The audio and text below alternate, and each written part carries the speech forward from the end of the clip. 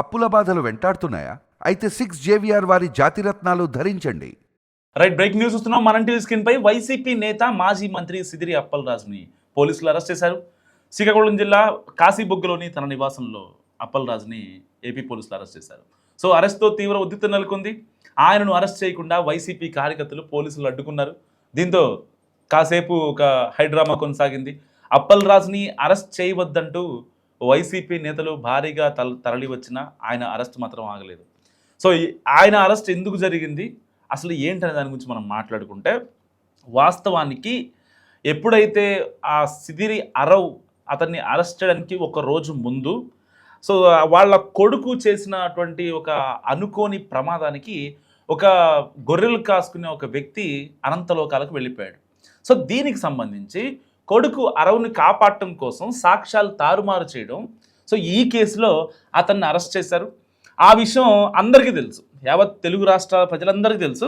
ఒక్కసారి సిదిరి అప్పలరాజు వాళ్ళ భార్య ఏమంటున్నారు మీడియాతో ఒకసారి చూడండి.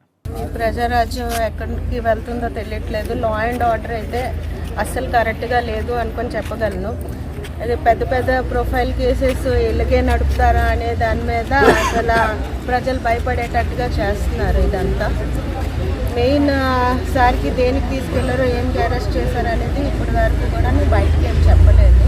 లోపల తీసుకొని వెళ్ళారు, మార్నింగ్కి కూడాను ఇంకా ఉంచుతారని చెప్తున్నారు. బాబుని తీసుకెళ్ళిన రోజు నుంచి కూడాను సార్కి అలాగే బ్యాక్ హ్యాండ్గా పోలీసు వాళ్ళు అలాగా వెనకాతలో వస్తూనే ఉన్నారు.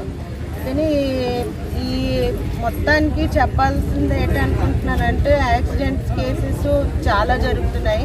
ప్రతి ఒక్క దాని మీద కూడాను మీరు చర్యలు తీసుకొని ఎలాగా అందరికీ తీసుకొని వచ్చేసి ఎక్స్గ్రేషన్ కింద 10 లక్షలు ఇస్తున్నారు. ప్రతి యాక్సిడెంట్ కేసుల దగ్గరికి మీరు వెళ్ళేసి వాళ్ళందరినీ కూడా తీసుకొని ఆ పేద కుటుంబానికి కూడాను మీ అందరూ కూడా కాపాడుకోవాలనుకొని చెప్పి కోరుకుంటున్నాను. అంటే తెల్లవారు 6:30 కానీ వాళ్ళు చెప్తున్నారు మేడం. ఏమని పోలీసులు ఏం చెప్తున్నారు? మార్నింగ్ 6:30 అని అలాగేం చెప్పలేదు, కానీ అలా కంటిన్యూ అవుతుంది. లాయర్ కూడా లోపల ఉన్నారు. మీకు పంపించారు అంటే మీడియా అడిగిన దానికి బయటకు వచ్చాను. మీడియా అడిగితే తెల్లవారు మార్నింగ్ 6:30 అని చెప్పారు. అంటే 6:30 అంటే జడ్జ్కి ఇప్పుడు నైట్ టైం అవ్వదు అనుకొని చెప్పారు, కానీ అది కూడాను కరెక్ట్ ఇన్ఫర్మేషన్ రాంగ్ ఇన్ఫర్మేషన్ అనేది తెలీదు. ఎందుకంటే బయట వరకు అయితే అసలు ఏం కూడాను ఎవరు కూడా మాట్లాడలేదు. అక్కడ ఉన్న పోలీస్ బెటాలియన్ మొత్తం కూడాను బయట నుంచి వచ్చింది. మనకి లోపల ఉన్న పోలీస్ బెటాలియన్ బయట ఉన్నది మొత్తం వేరే వేరేగా ఉంది. సో అది కరెక్ట్ ఇన్ఫర్మేషన్ అనేది నేను అనుకోవట్లేదు. అందుకనే అడ్వకేట్ లోపలే ఉన్నారు సార్తో పాటే.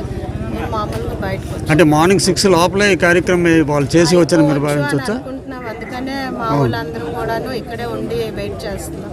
అవును. సో విన్నారు కదా, ఆవిడ చెప్పేది ఏంటి, నాకు ఎలాంటి ఇన్ఫర్మేషన్ లేదు, నాకు అసలు ఏం జరిగిందో కూడా తెలియదు, కనీసం పోలీసులు ఎందుకు తీసుకెళ్తున్నారో చెప్పలేదు. ఆల్రెడీ మా కొడుకు రిమాండ్లో ఉన్నాడు, రిమాండ్ ఖైదీగా. అయినా సరే ఇతన్ని అరెస్ట్ చేయడం ఎందుకు, ఆయనకి వెన్ను నొప్పి ఉంది, సో అతన్ని మరి అంత దారుణంగా ఎందుకు తీసుకెళ్లాలని చెప్పి మాట్లాడారు. సరే, వెన్ను నొప్పి ఉంది ఆయనకి, అంతా బాగానే ఉంది, ఆయన ఆరోగ్య పరిస్థితి బాగాలేదు, ఆయన ఒక డాక్టర్.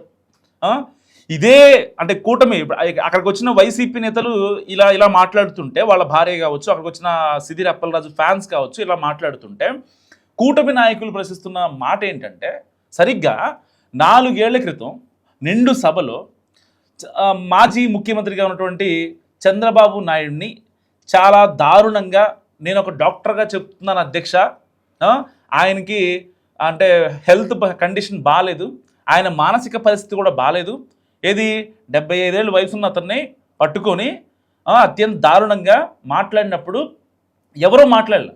ఈవెన్ ఇప్పుడు మీ భర్త కొడుకుని కాపాడటం కోసం పోలీసులకే సాక్ష్యాలు, ఒక ఎమ్మెల్యేగా చేశారు, మంత్రిగా చేశారు, ఇంత ఎక్స్పీరియన్స్ ఉంది కదా, మరి అలాంటప్పుడు రాజ్యాంగాన్ని అపహాస్యం చేస్తారా? రాజ్యాంగం క్రియేట్ చేసిన పదవిలో ఉండి, ఒక ఎమ్మెల్యేగా ఉండి, ప్రజాప్రతినిధిగా ఉండి, ప్రజలకు సమాధానం చెప్పాల్సిన పొజిషన్లో ఉండి, ఒకరికి న్యాయం చేయాల్సిన సిచ్యువేషన్లో ఉండి, మరి వాళ్ళని ఎందుకు అంత దారుణంగా మాట్లాడతారు మీరు?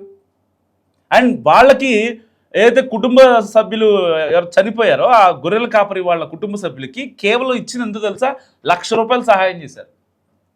మరి అంటే అసెంబ్లీలో అవాకులు చవాకులు పేల్చే సిదిరి అప్పలరాజు గారు ₹1,00,000 ఇచ్చారా?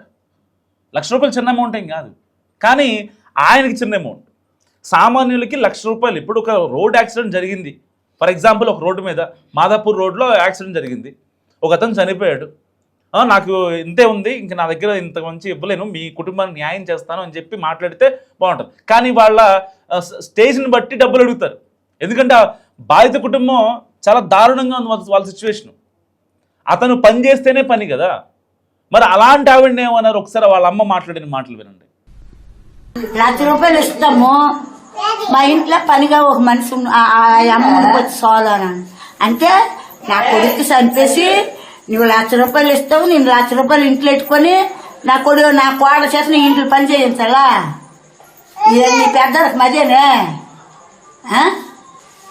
ఇంత పేదోళ్ళు ఇంత కూలోళ్ళు మన వెనక తిరుగుతారు కదా, ఓట్లు వేస్తారు కదా, అది ఇది అనేసి చెప్తాం కదా, వాళ్ళకి అంత నిర్దార్థం చేయమని చేసినది. సో ఈ ముసలావిడ మాట్లాడింది విన్నారు కదా. ఎవరైతే గొర్రెల కాపరి వాళ్ళ అమ్మ మళ్ళీ పైపెచ్చి ఏమంటారు తెలుసా? కట్ చేస్తే వాళ్ళ ఇంట్లో పనిచేయడానికి రమ్మని చెప్తారంట.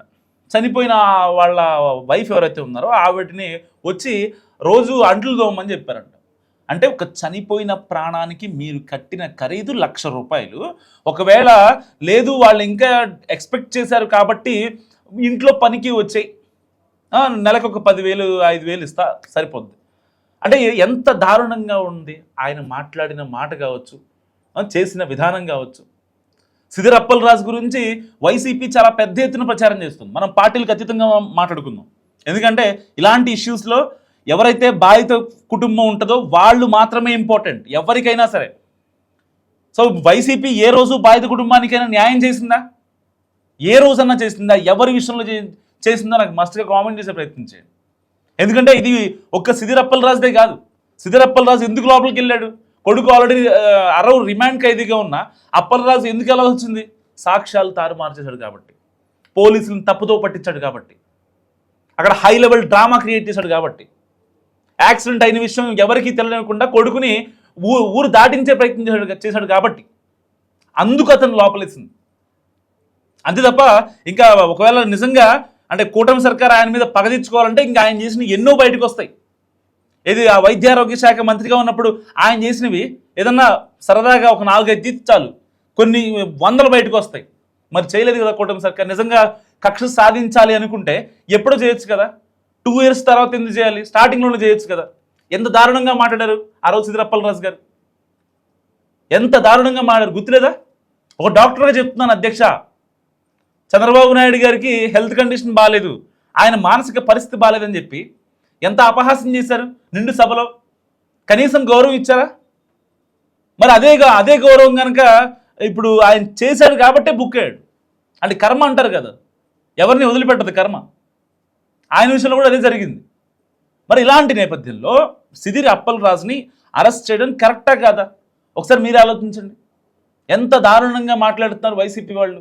లేదు అసలు ఆయన ఎందుకు అరెస్ట్ చేస్తారు? ఆల్రెడీ కొడుకుని అరెస్ట్ చేశారు కదా, రిమాండ్ ఖైదీగా ఉన్నాడు కదా. జగన్మోహన్ రెడ్డి గారు ఏమంటారు మళ్ళీ? పిల్లోడు, ఆ చిన్న పిల్లోడు కదా. అసలు చిన్న పిల్లోడు అనే మాటకి నిజంగా అర్థం ఉందా? 18 ఏళ్ళు ఉన్నాయి అబ్బాయికి, లర్నింగ్ లైసెన్స్ ఉంది. ఎట్లా పిల్లోడు అవుతారు? పిల్లోడు అంటే ఎవరు? ఒక 5th class 6th class 2nd class వీళ్ళు కదా పిల్లలు అంటే.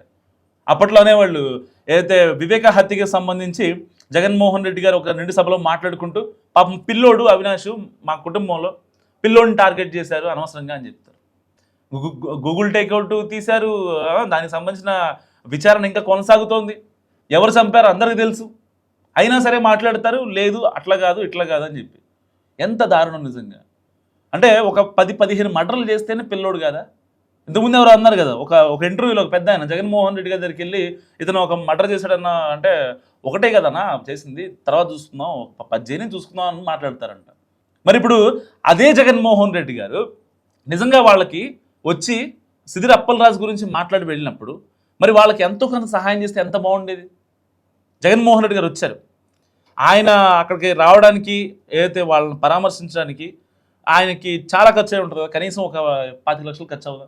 25 లక్షలు కాదు 2 లక్షలుగానే కనీసం వాళ్ళకి ఇది ఉంచుకోండి, మీరు ఒక వ్యక్తిని కోల్పోయారు, పార్టీ తరపు నుంచి ఇంత ఇస్తున్నా, నా తరపు నుంచి ఇంత ఇస్తున్నా, అప్పలరాజు ఇంత ఇస్తాడు అని వాళ్ళకి న్యాయం చేస్తే వాళ్ళు ఎంత హ్యాపీగా ఫీల్ అయ్యేవాళ్ళు.